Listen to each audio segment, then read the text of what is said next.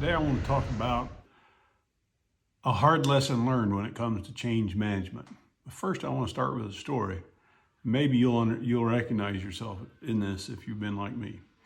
Anyway, a very long time ago, I was a junior officer newly assigned to Kelly Air Force Base, Texas, one of the Air Force's depot overhaul facilities, and I had recently been transferred over to the component repair squadron, which had about 600 and some people in it. And we had a door 11, nothing fancy. There's lots of doors in this building. I'll show you a picture when we take a look at that building. But me and my boss, a full bird colonel, were riding around in a golf cart not too long after I took over my squadron. And he said, when you get a chance, I need you to clean up that door. Now, mind you, that door was actually about a 15-acre field that was stacked about 100 feet deep with industrial waste. Everything from ovens to airplane parts to component parts, you name it. In the middle of this gigantic airfield was this junkyard that I just couldn't figure out. I was from the active duty Air Force, and we kept things neat and orderly. Well, when your boss, that's how an order's given in the Air Force, says, I'd like for you to do this. So I took it on. And what you should know is that by the time I got done cleaning it up, or rather the people that worked for me got done cleaning it up, because I took people that were actually mechanics working with me and put them to doing this. We hauled away 67 flatbed trailers, semi-trailers, full of industrial equipment, and 45 Ford F600 flatbeds with grain rails on it, full of stuff before we finally got it cleaned out. And it took us the better part of 6 months to do it. Because here's the thing. People are lazy, and it was a lot easier to put stuff in that door 11 field than it was to do the process right. Now, in the military, there's always a process. And when it comes to getting rid of stuff, I got to say, they don't make it easy, but there is a process. And basically, what you got to do is you have to tag everything you're going to get rid of, call supply, and if it's a big thing, and a lot of this stuff was way too big to carry, they'll show up with a truck and a forklift and they'll take it away, but it has to have the tag on it that identifies what it is. Well, there's much more to it than that, because let's take an oven that we found out there. This was an oven big enough to put an aircraft wing in that was polluted with cleaning fluids. Well, that has to be cleaned before supply can accept it, because they're going to sell it to the public, and this costs money. Well, as luck would have it, we had two of those things, and we had just gotten a new one in, so we kind of knew what it was from a part number thing, and we kind of thought we knew what shop it came from. So we took a forklift, and actually we had to get a crane. This thing was so big and heavy, so that meant somebody had to do all this effort to get it out and put it in this field in the first place, door 11, and we cleaned it up, we tagged it, we got supply to come over. Now, I've got a picture that's approximate size of this field that I'm going to show you here in a minute. And you can just imagine, this facility actually had 35,000 employees working at it. And we did aircraft, engines, and components. And I just did one small slice, components being overhauled for the aircraft.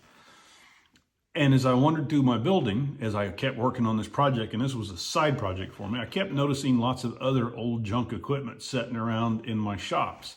Some of it being used, some of it tagged, some of it not tagged. So I called my supervisor together and said, what's going on? Why is this stuff not getting out of here? That's when the truth came out, is that, look, we get paid for direct labor. We don't get paid to get rid of this stuff. But the truth is, in every engineering standard, they did get paid for disposal of this stuff. It was built right into the system, but they couldn't see that. And when they would call supply people, they might give them an appointment 6 months out to come pick it up. Well, if things get forgotten, right? Imagine, we had 170 some industrial facilities, 35,000 people, and they kind of gave up on supply, is what it amounted to. So here comes me. Now, I said I was a junior officer, but I was also prior enlisted. Some of you might know that as a Mustang. That meant I had about 8 years fixing F4s and flying on C-130s, and we just couldn't have anything not in its place. It was simply too expensive. And so I worked on this.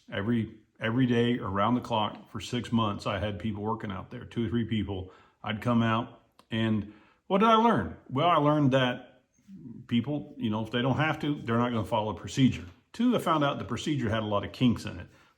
Not the least of which is we didn't always know what the stuff was because people from other parts of the base also knew about door 11 and somehow or another would get through our security system and come dump their stuff in our in our little field.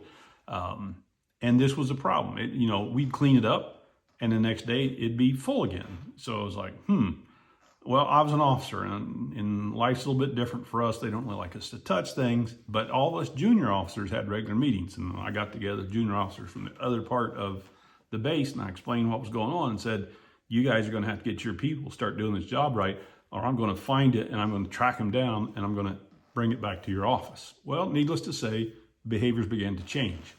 And so after a while, it took us about 6 months, we got it cleaned up. But what did I learn here? One, make sure everybody knows how the process works. So when we would bring new people onto the crew, we would train them our process. And two, the supply people, in this case, they had key performance indicators, KPIs, you might know them, that didn't align with what we had. As far as they were concerned, this was just a hassle. It didn't do anything to get, stuff that we needed back to us to fix airplanes. But having all this stuff around us was actually one of our primary constraints to higher productivity. It was in our way. We were constantly moving it. But also, because we hadn't turned the old ones in, the system forgot that we ever consumed these things. And so it was just a spiral of inefficiencies and hits to productivity, but it was demoralizing among all other aspects of this problem. And so the military, like a lot of well-run organizations, they give out cash bonuses for accomplishing things, but their most effective reward system and behavioral change approach is to simply say thank you with a written certificate of appreciation. So everybody that came on my crew there, they got a little certificate of appreciation. And I guarantee you that if you went to their house to this day, 40 years later, they're still going to have those certificates of appreciation and they're still going to tell that story. Because here's what happened. After we got it cleaned, everybody got behind us and started making sure, that the lieutenant's field stayed clean. And if anybody dared to drop it over there, they took care of it themselves. It was a self-managed problem after that.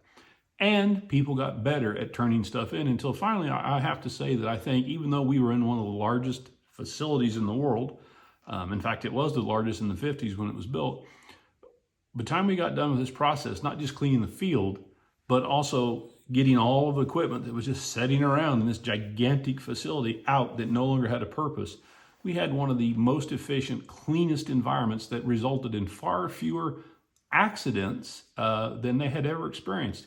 And this was at least one of the major reasons for doing that. The central lesson is there's a procedure, train everybody on the procedure, reward people for performance, and you will see the benefits. Thanks. I hope you found this lesson useful.